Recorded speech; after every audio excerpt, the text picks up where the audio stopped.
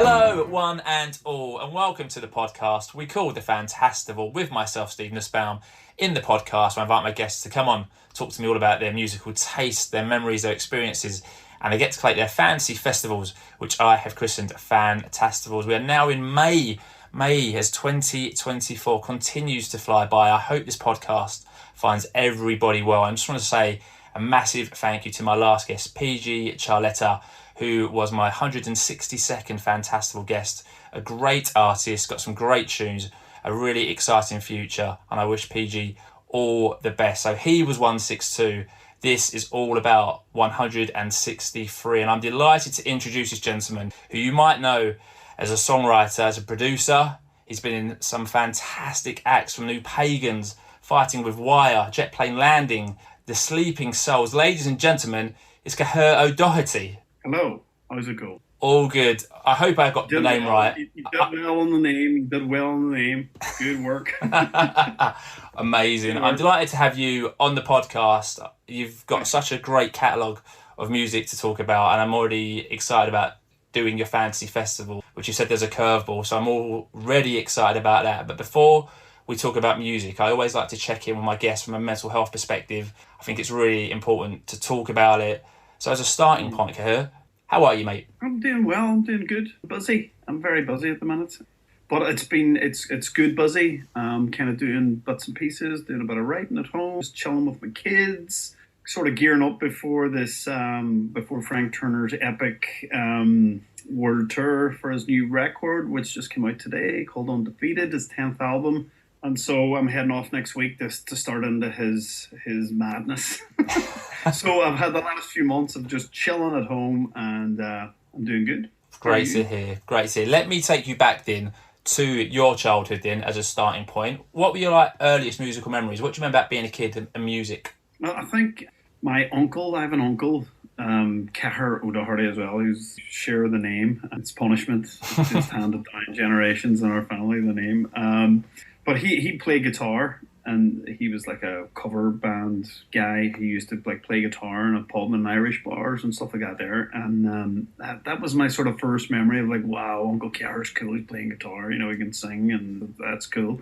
And my mum used to always play ABBA in the house. She was a huge ABBA fan. So ABBA were kind of my first sort of pop go-to sing-along songs. That was my sort of first introduction to music.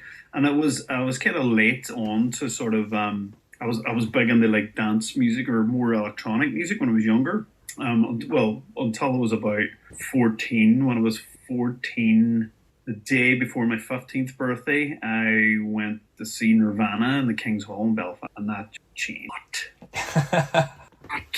I was Teenage Fan Club and the Breeders and Nirvana.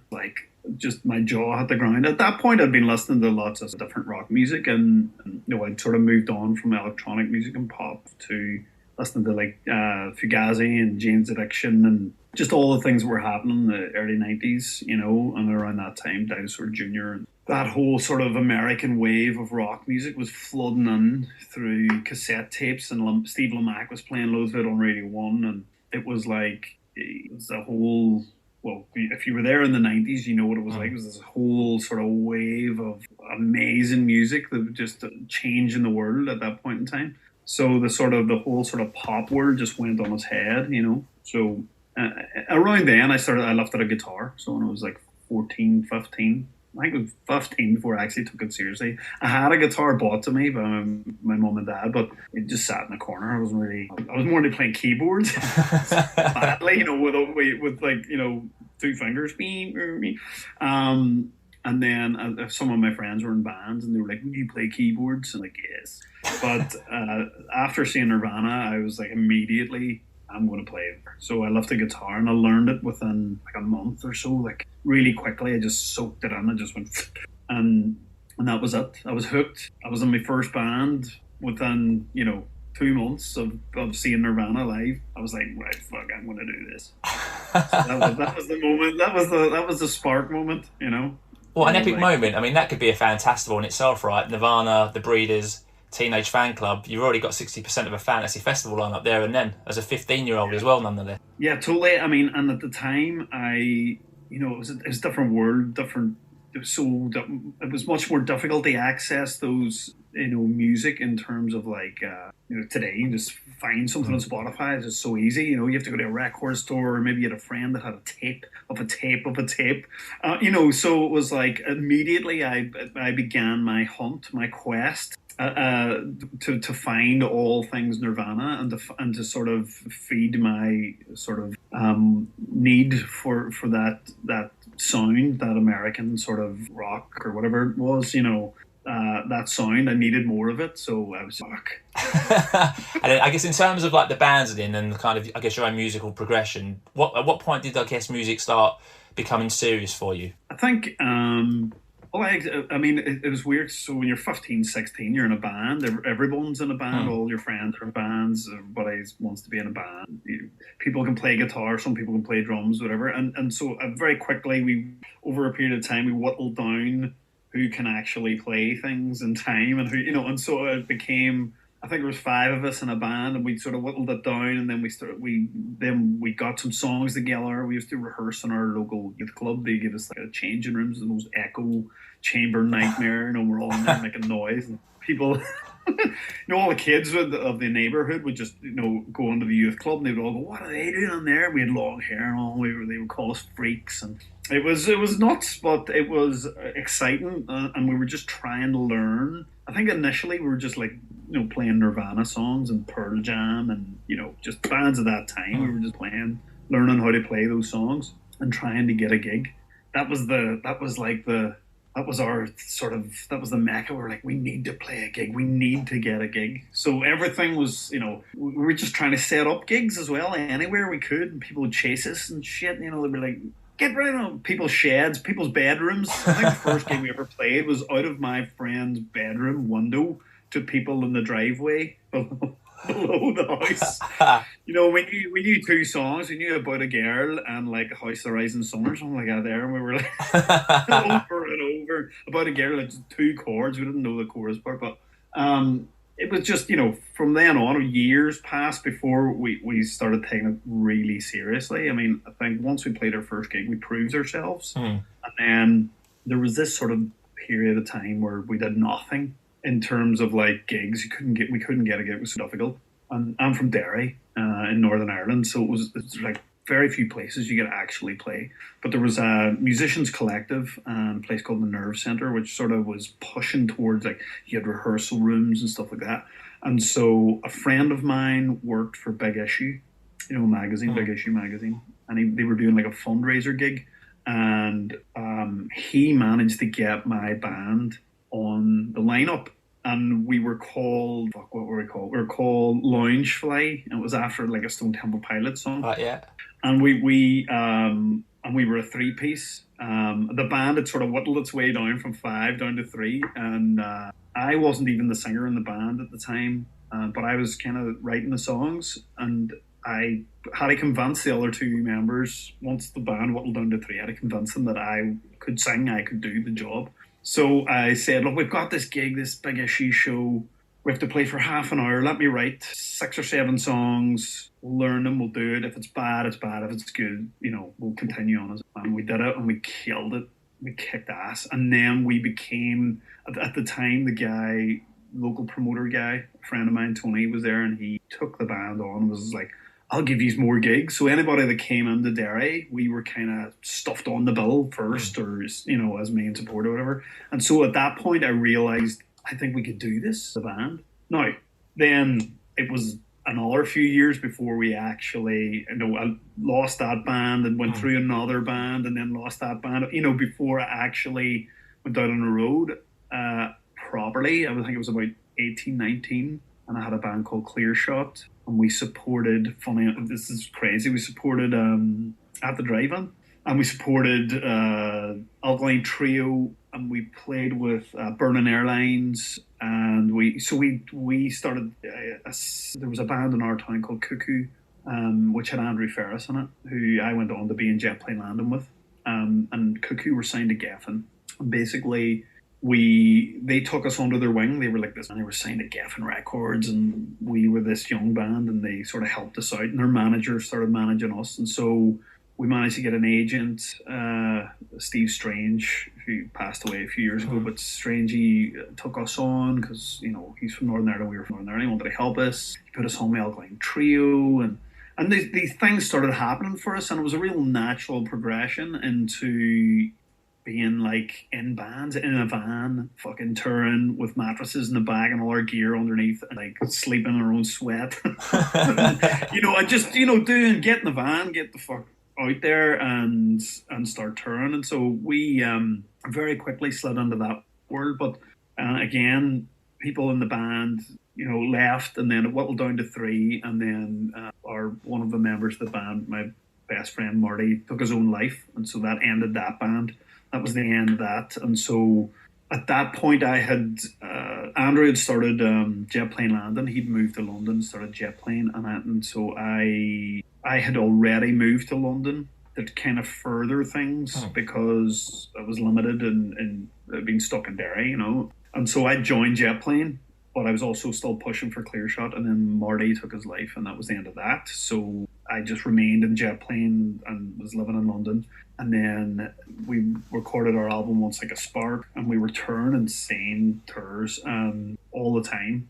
And that's when I met Frank Turner as well, and when we were doing those tours. That's when we became friends. And so then I moved back to Northern Ireland and I started fighting with Wire because I was back home, and Craig, the drummer from Clearshot, and I started fighting with Wire. And we were just to do something, we had no expectations, or we didn't think, this could be a band that would be serious. But we just started writing some songs. I think we wrote 5 songs, and we jumped on a show in the Nerve Centre. I went back to Tony, that guy had put us on years before, and I was like, got this new band. It's not really a band, don't have a name, but we've got 5 songs. Can we jump on a gig? We just we don't need paid or anything. We just fuck, let's do it. So we jumped on, and we absolutely, just that night as well in particular, there was like a lot of people from the sort of music scene in Northern Ireland and BBC Northern Ireland and producing and stuff, and we just went on and kind of blew the place apart. Inadvertently, we didn't mean to.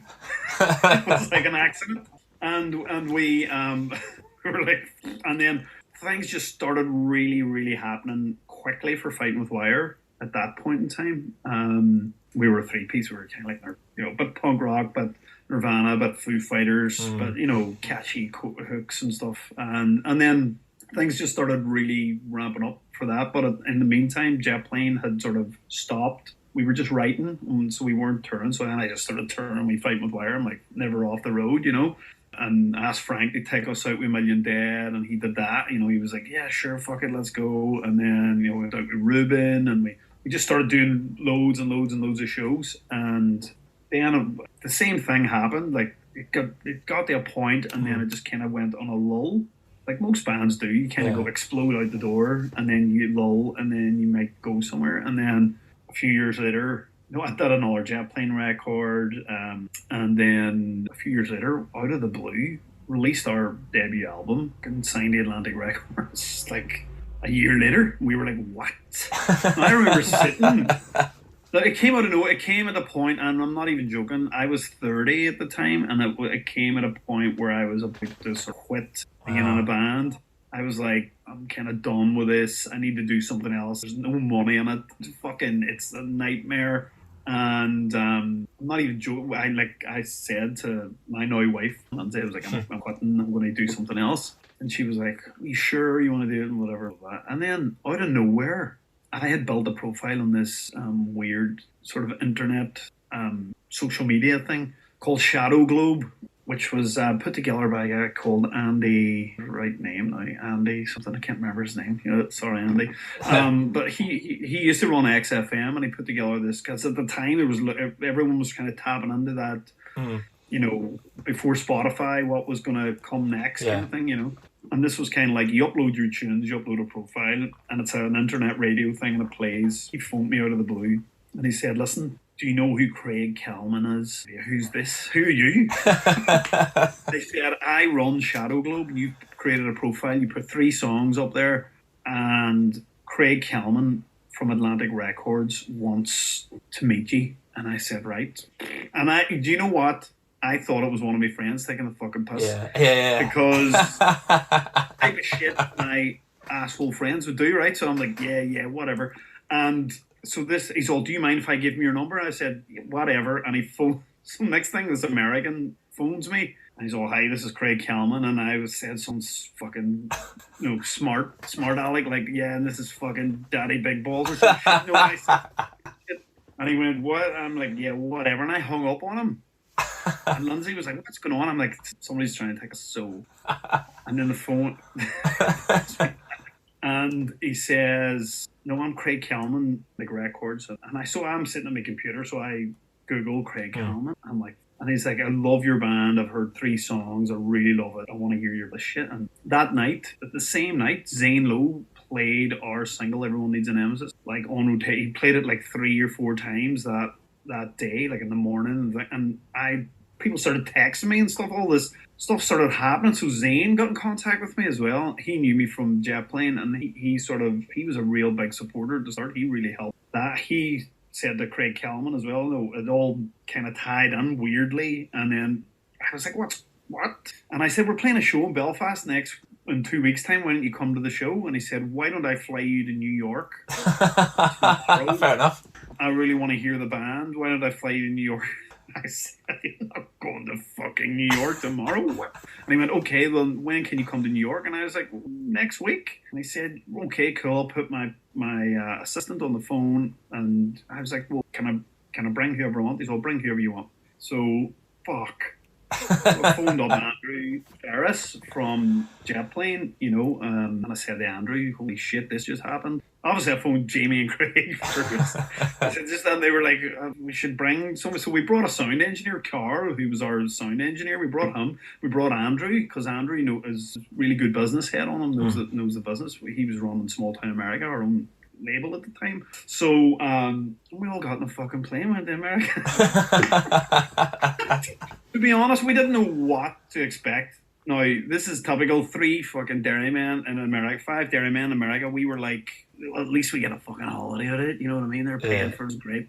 But we went over there and we did like 3 showcases. We did a showcase for the entire staff of Atlantic Records, which apparently was unheard of because they all said to us after and so we weren't shitting ourselves. I'll tell you why, because we played so many gigs. We'd met so many bullshitter A&R men. We'd talked to so much liars and fucking thieves already up and down the music industry that we just didn't give a shit anymore. And we walked into that room and we played our fucking guts out, and we rocked it in the off. And that's when sort of phase 2 of Fighting with Wire kicked off, where we kind of get hurricane of like Reading and Leeds, Radio 1's big weekend, Zane Lowe touting us flat out. A year of popularity, a year of like being the next big thing, which is, wow. You were talking about mental health earlier. Wow. Yeah. It's just like the weight on your shoulders at that point in time is just insane. So we didn't really know what to do. We didn't know what to do. We were like, let's just play a show. So we did, and we toured like crazy that year. I think it was 2008. And we did all the big festivals. We did, Tea in the Park, Reading and Leeds, Radio 1's big weekend. Anybody that would have us, we were on there, and we toured loads with good friends of our Future of the Left. Whoever would have us, we were on there. We get Cape Where Cape Fly, Sam Duckworth, a good friend of mine. And he was on Atlantic at the time as well, so it tied in really well. And we just started doing that slog, that right, let's go. And of course, Buffy Clyro, good friends of ours for years, and they'd taken us out previous to that whole thing. And at the time, they were blowing up as well. So it was like just fucking nuts, 2-3-piece rock bands from the regions. Doing the round. So it was a fucking exciting time, it was like crazy, but it again, it's sort of, you get to a point once you sign yourself over to a label, the momentum you already have is like it's a snowball, it's just gathering that, and then if you stop the momentum, things halt, things come to a halt, and then comes this weird, nobody wants to make a decision on things, one-word emails, major record label, you're at the bottom of the heap, you've got huge artists doing really well, and then you're just in at the bottom, and, we're like, what the? But wait, I mean, we got. I mean, that it was a really weird time. I think that was the nail in the forward fight. Basically, it's a long story. I don't want to fucking bore you with, but basically, we went and recorded an album with Nick Raskulinix in Nashville, and it was awesome. Nick was such an awesome guy. He's done Deftones, Alice in Chains, Foo Fighters. He's just such a dude. But at that point in time, like Atlantic had put me into the machine, the songwriting machine, and I was like just in Nashville and LA writing songs, and fucking everybody wants to write a single. I'm thinking I want to write an album. You know, the ideas that I had for the album, they were like, well, let's maybe write a Man vs. Monster Part 2. You know, yeah. I was like, I fucking want to, you know, expand a wee bit, and I still want to write good songs. I just don't want to fucking do what you guys want me to do, you know, but And so it was a tough process. They tried to get songs written for us, and that's a whole other documentary on its own. Fair play. On its own, the whole. Honestly, it was fucking mayhem. But so we quit Atlantic. We got out of the deal, and then we would try to go back on the road. And we toured with Helmet, and we toured with Coed and Cambria, and we tried to sort of pick up the pieces. And you know, we'd lost maybe 3-4 years in between. 2008 and to 2012, we were trying desperately to get it back. We had no label, and Charlie at Extra Mile said he put the record out, and we just ended up putting the record out. And then I know, and it was nothing to do with I didn't like being in Fight with Fire, or I didn't like Jamie and Craig, or it was done. It should have been done like 5 years earlier. But we had this amazing opportunity. We did that. But in the interim, we did another Jetplane record, Don't Try. And then, you know, so I kept busy in between as well. And then after all that, I just kind of took a break. I sort of worked with Frank Turner, you know, and that was great. Frank came along at a real time when I was kind of like, oh, what am I going to do next? And Frank was, why don't you come and join come on. What me do? Because, you know, he and I have been friends for a long time, and, you know, he's an absolute dude. So he was like, come on. And everyone that worked on Frank's crew and all his band are all old friends. Graham, who was TM, Money, his monitor guy, had worked with our band, worked with Fighting with Wires, Front of House and stuff. So it was like a family reunion kind of thing, you know. So it made sense that I would go into that, and that really sort of helped me. And then that allowed me, give me sort of space and time. And then I started New Pagans, you know, maybe 3-4 years later after the end of Fighting with Wire. And that sort of leads me up, you know what I mean? New Pagans, we put out 2 records, we toured, we did all that as well. All over again. I was like, why am I fucking doing this again? That sort of, and, you know, we toured with Skunk Anansi. We our debut record got loads of press. Six Music played at Lamac, was, you know, played away at it and stuff. So we did really well with that. It's just so difficult, and the musical landscape in the background was changing, constantly evolving, changing, switching up. And, you know, from when I was in Fighting with Wire back in the early 2000s and to where it is now, it's like a different altogether. It's more difficult, and especially when the pandemic happened, and Jesus, it's changed everything. You know, it's changed the whole game. And so bands at this level, at the level of bands that I've always been in, Fight with Wire, Jetplane Landing, Pagans, the struggle is real today. People would have said the struggle was real back then, but you could get by. You know, you could sell your merch without getting 25-30% taken off you by a venue. You could, you know, go out and break even, and, you know, you could get gigs. You know, 50 quid back then was worth a lot more than 50 quid now. You know, it doesn't even put petrol in your tank. So the fees are still the same. The venues are closing down. It's a monopoly mostly. You know what I mean? Bands that are getting the support bands are paying to play. You know what I mean? It's hard out there, you know. So I just and it's not, you know, my love of touring is there, and my love of playing live shows is there. I just think I'm going to take a step back with New Pagans and wait for the industry, so where we do a third record, you know. All right. But I'm out with Frank Turner all the fucking time, so. Well, speaking of Frank Turner, I guess as we record, his new album has come out today.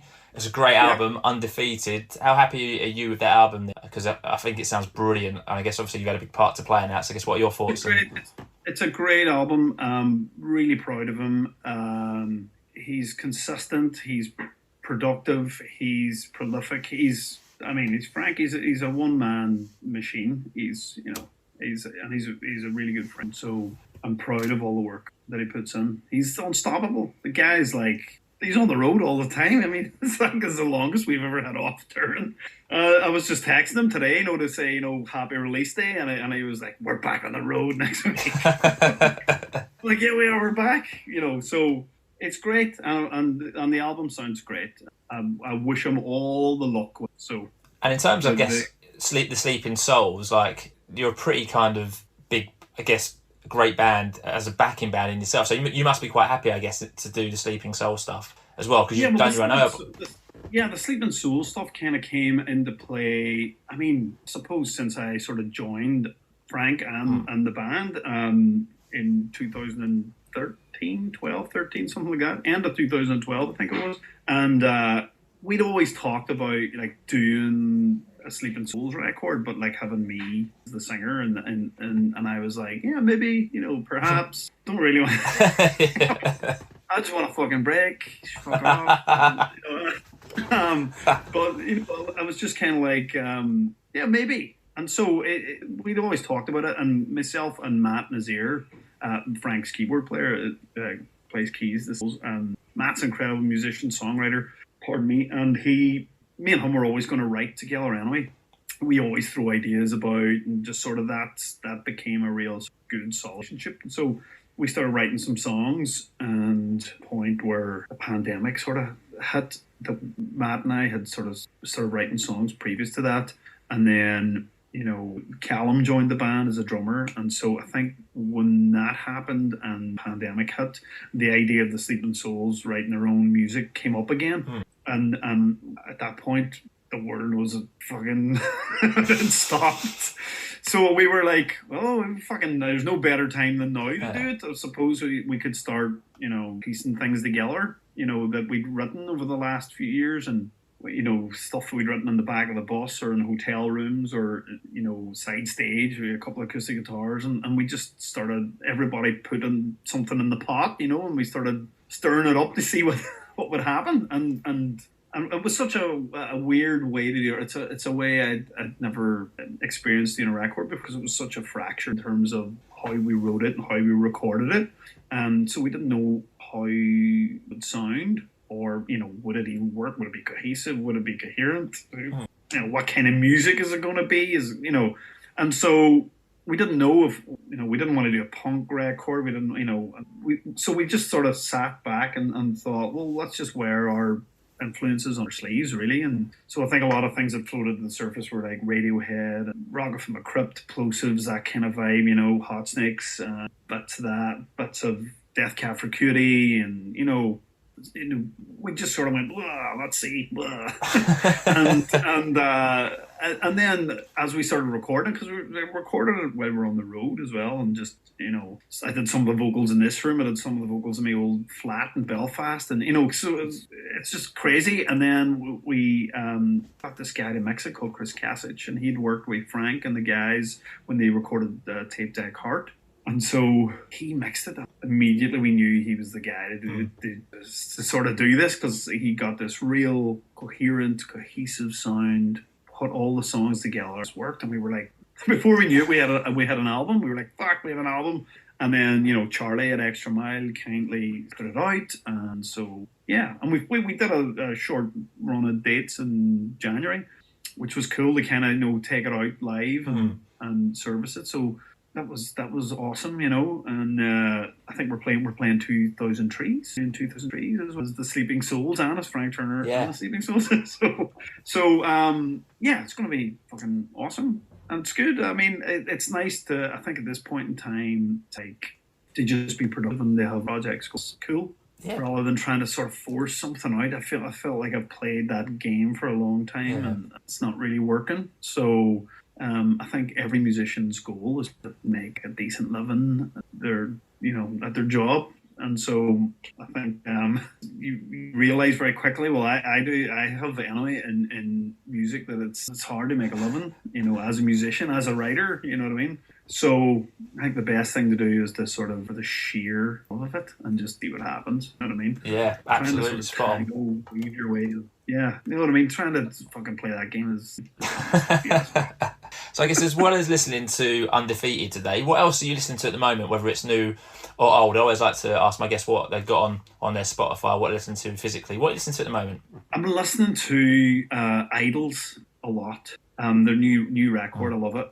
And I think we were talking about this recently, actually, in the Frank Turner bus. You know, what band recently do you actually give a shit about?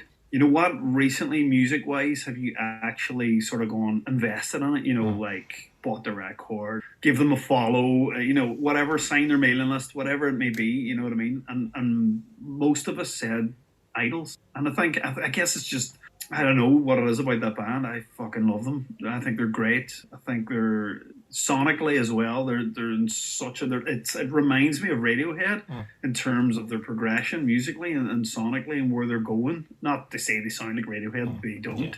But in terms of their musicality and how they're pushing it and how they sort of present themselves to the world.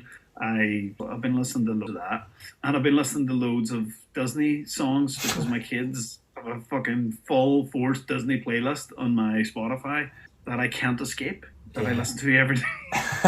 Songs from Disney movies like Moana and fucking just so. But it's good because it takes away that sort of you know, I'm not allowed to listen to my music. Yeah, that's a good thing. You know what I mean?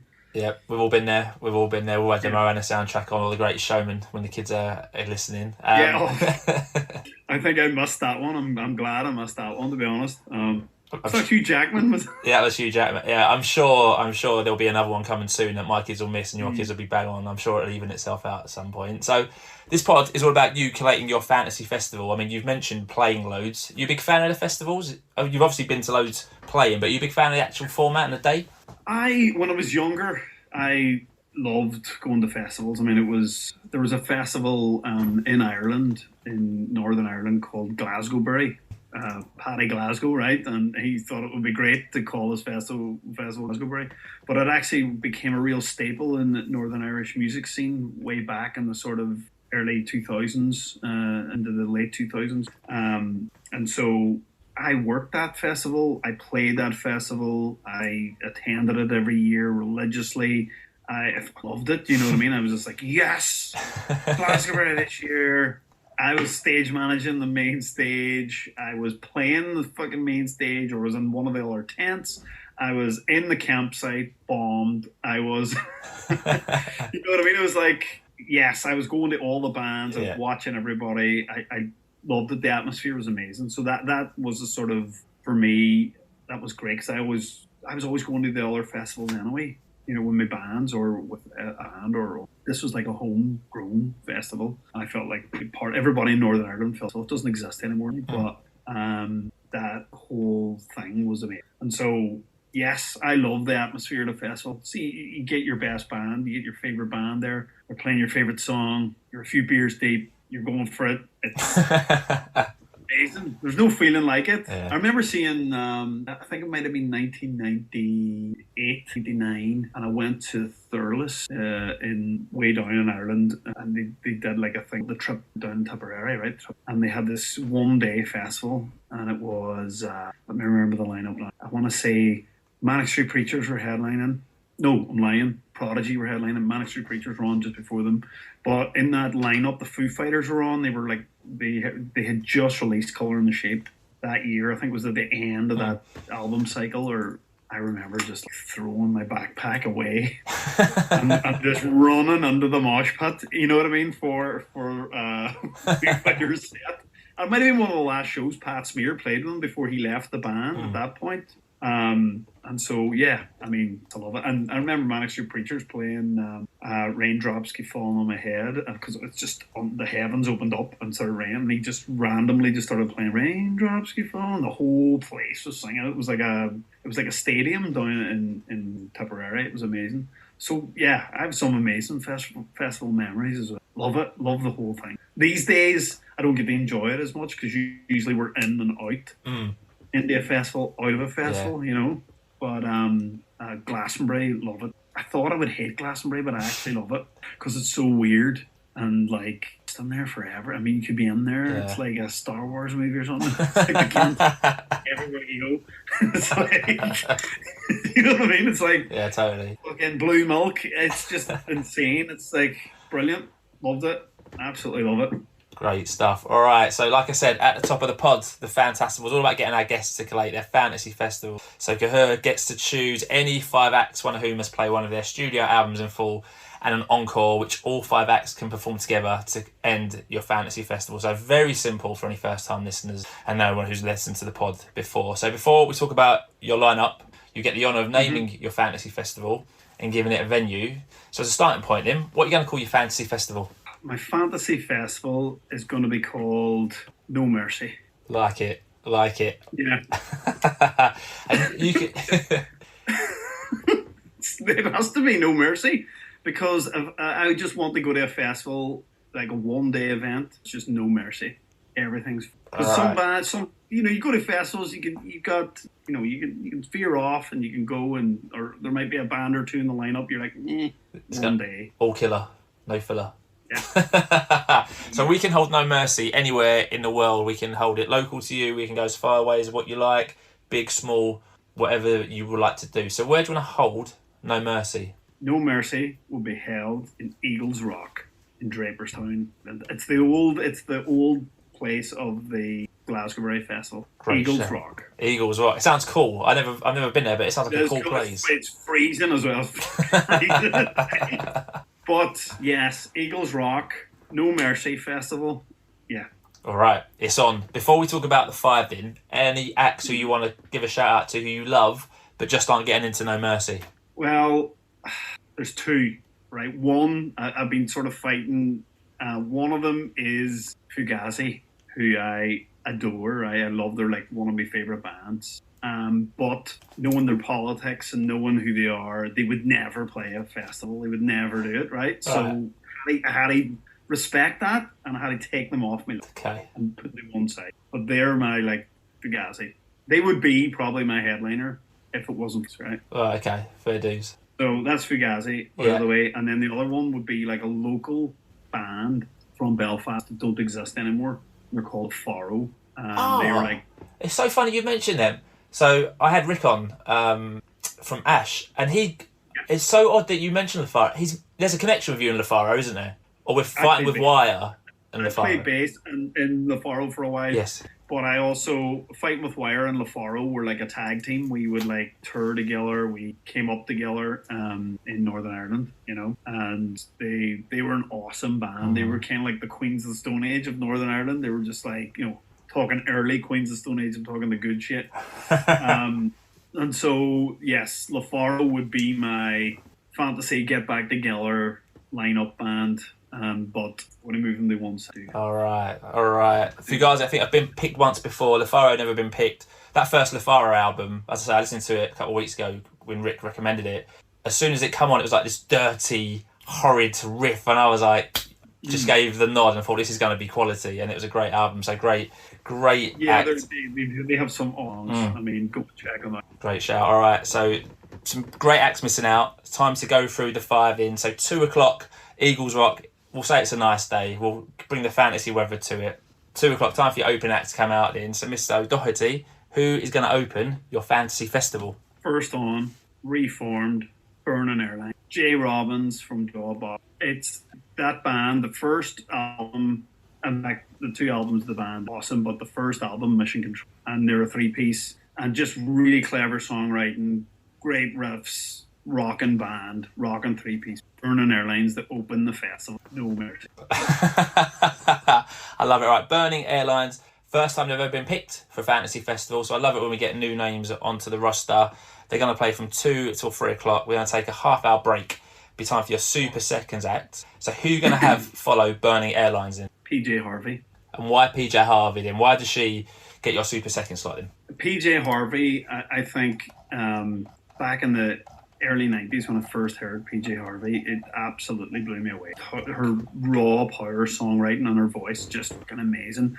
She can command any audience. I mean, it's PJ Harvey, I would say, Rid of Me era. That's that sort of, she's just unstoppable. 50-foot Queen, amazing. You know what I mean? It's just like, and the band, the three piece. Yeah. See a theme here, right?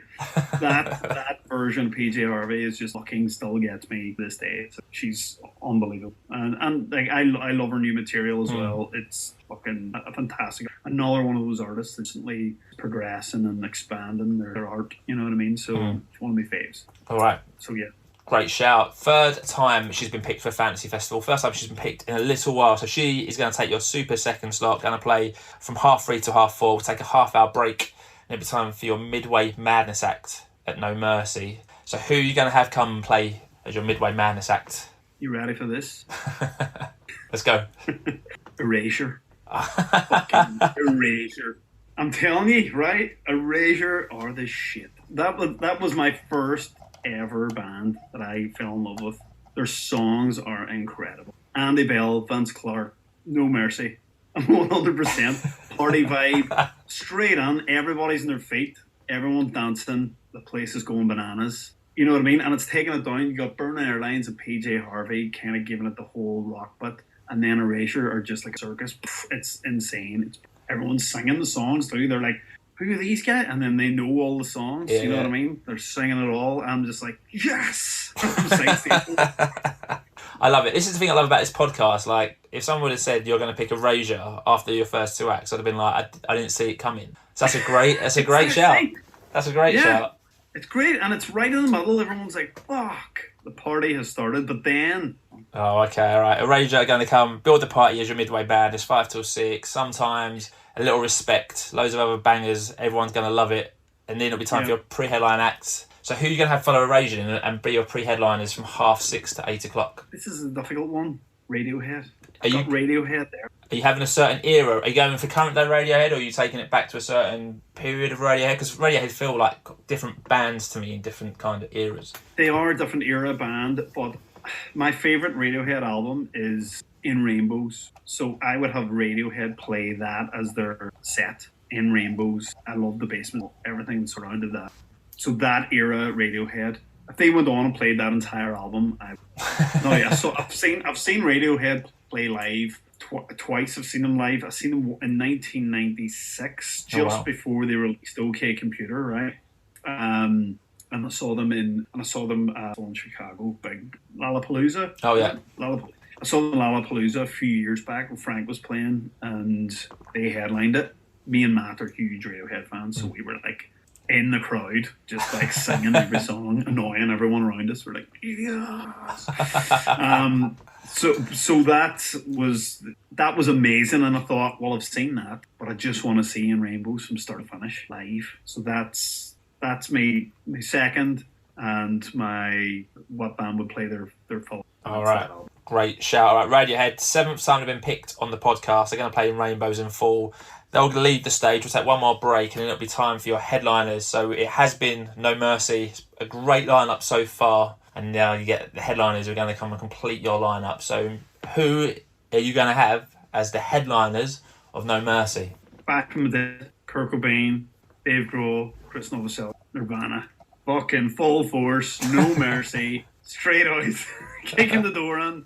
Everybody's singing every word. All people of all ages. It's just like, yes, because the kids love Nirvana these days as well. It's just like mayhem. People are like losing their minds. It's the 90s all over again. The mosh pit's out of control. Crowd surfing. The DMs and flannel shirts everywhere. It's crazy. It's madness. That's me. It has to be my headliner. I mean, I've seen Nirvana already, but I didn't really understand it at the time. I just understood that it changed my life. I knew it changed my life, but for the opportunity to see it again, just be like, And how lucky, I guess I guess in hindsight, how lucky you were to actually see Nirvana when you saw them, right? Because there's numerous generations now who never got the chance to see them, and you saw them. I guess probably one of the last times you were able to see them. Totally. I mean, it's weird because I think loads of people, I think Rick from Ash and Tim Wheeler and people, loads of people from Northern Ireland who went on to do things were at that show, were at that Nirvana show in the King's Hall. It changed a lot of people's lives. I think just as Nirvana swept across the countries of the world, it just changed people completely. You know what I mean? And it's weird to have, I mean, such a responsibility on Kurt Cobain's shoulders. You know, he didn't ask for that.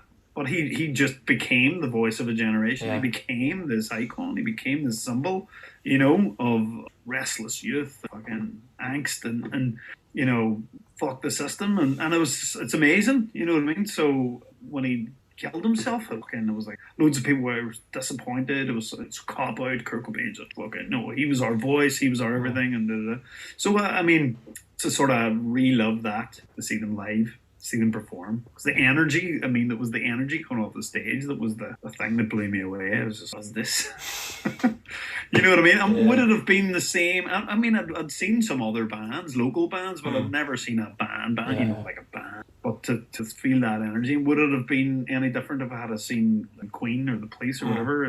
Maybe not. I would have still had the same feelings, but it was Nirvana, and I was lucky enough to be there, and they would have to be fucking headliner for No Mercy. All right, they're doing it. Nirvana are headlining. They're going to do a 2.5-hour set. It's going to be amazing. Then at 11 o'clock, they're bringing out back on Radiohead, Erasure, PJ Harvey, and Burning Airlines. They're all on your stage, and they're all looking at you going, right, you get one more song. We're all going to play together. What do you want us to play? And it's all on your shoulders. So what, you're going to have all of your collective acts play together to close your fantasy festival? This is really difficult. But I think if they all played a Fugazi song... You snuck him in there. Then if they all played... let me pick a Fugazi song. I've been thinking about this, and it's difficult. But I think if they played Waiting Room by Fugazi, because I think a lot of the crowd then would know that. Yeah. All right. Instead of doing a Let It Be or a fucking, you know. Yeah. Just keep it punk. You know, just keep it punk. Do you know? I think Nirvana. I think everyone would love that, playing that to close out. So that's a great shout. All right, let's lock your fantasy festival in. So we've got No Mercy taking place at Eagles Rock. We've got Burning Airlines opening for you. PJ Harvey Super Seconds. Midway Madness of Erasure. Radiohead, and they're going to play In Rainbows in Fall. Nirvana are going to headline, and for your encore, they're all going to play Waiting Room. Sounds like an amazing fantasy festival to me. You happy to put that one into our Fantastival Vaults? Yes, I'm 100%. Love it. What an amazing lineup. So I guess before we bring this to its close, you've mentioned that, you know, the album's out today, Undefeated. The Frank Turner live activity starts all again next week. I guess what did the next couple of months, well, I've probably answered my own question, what the next couple of months look like and the future, I guess, for you? Next few months is just hitting the road with Frank. We are flat out. We're doing some shows with NoFX in Europe week after next, I believe. So we're doing Milan, Madrid, and Lyon, France. And then we come home for 4 or 5 days, and then we go to America for like 5 weeks. And it's a full US tour. And then we come home for like a few weeks. Then it's 2000 Trees, and it's a small UK tour. And then we're off for I think a month. And then we're out to Canada. And then it's Lost Evenings out in Canada and Toronto in September. And then we're home, and then it's Europe. So it's busy. And in the meantime, in between that, I'm writing some new Pagans material and maybe some Fighting with Wire. Material. So, I mean, you heard it here first. There might be some new Fighting with Wire material next year. We did a show, a kind of reunion show last year, and it was awesome to come back and play after 10 years away. And we were like, ooh, this was good fun. This was actually good fun. You know, we looked around, we're like, there's no record label assholes here. This is fucking great. So we might do some more material. All right, amazing. If anyone is listening and wants to give you a follow on any platforms on social media, whether that's your own or any of the bands you're in, feel free to plug whatever you like. Who do you want to tell people to follow you on whatever platform? Where can people find you? What handle should they be looking for? Best place to find any of the bands on Instagram, I believe. I'm not really up to social media. I don't have Facebook or anything like that. But like New Pagans and Fighting with Wire and Jetplane Landing have social media. So if you just check those names out. Obviously, Sleeping. Check it all out. You can listen to your heart's content. There's hours worth of all kinds of material. There certainly is. Let me say, I can't recommend it enough. When I was listening to Fighting with Wire, I was like, I can't believe I didn't hear of you guys back in the day. But then I was thinking, how were this band not massive? And then going back and listening to New Pagans and Sleeping Souls and everything else, I thought, actually, like, there's so much great material here. So, yeah, anyone who's listening, please go and do that, because you will not be thanks for saying that. disappointed. A huge wealth of amazing music. So that is it. Thanks to everyone who's listened to the 163rd episode of the podcast. If you've enjoyed this one, you can subscribe and give the podcast a review. You can do that on iTunes. You can also give us a follow on Spotify. You can rate the show as well, and you can also comment on the episode. So please be kind enough to do that, as it really helps the podcast out. In terms of social media, you can find the podcast on Twitter. So if you don't follow us, make sure to do so at Fantastival P. You can also find the pod on TikTok, and you can also email the podcast at fantastivalpodcast@outlook.com. Unfortunately, we don't play music on the podcast, but I'll get some tracks from Cahir. We'll make a nice little Spotify playlist. So anyone who hasn't listened to any music before, we get a nice little playlist going to bring that festival to life. So huge thank you to Cahir. You've been a great guest. I really enjoyed talking to you. How have you found it? Thanks. How have you found it? Oh, it's great. Thanks for having me. I really appreciate it, man. It's been awesome. It's been, we were talking about earlier, I was always like, oh, this will be easy to put together a festival lineup. Yeah. This was only one of 20 or something that I was... It's harder than it looks, but yeah. It is. It's pretty fucking hard, yeah. Yeah. Well, thank you. I'm happy with my choices. Yeah, some great choices. It's going to go down to Fantastival folklore. Good luck for the future. I look forward to, hopefully, Frank charting really highly, and I'm very excited about the new music you've got coming. Definitely keep my eyes peeled. So that is it. Like I said, I'll be back next week with episode number 164. So please make sure to join me for that one. But until then, stay safe, my Fantastival friends. Please continue to spread the word, and that word is Fantastival. Thanks for listening.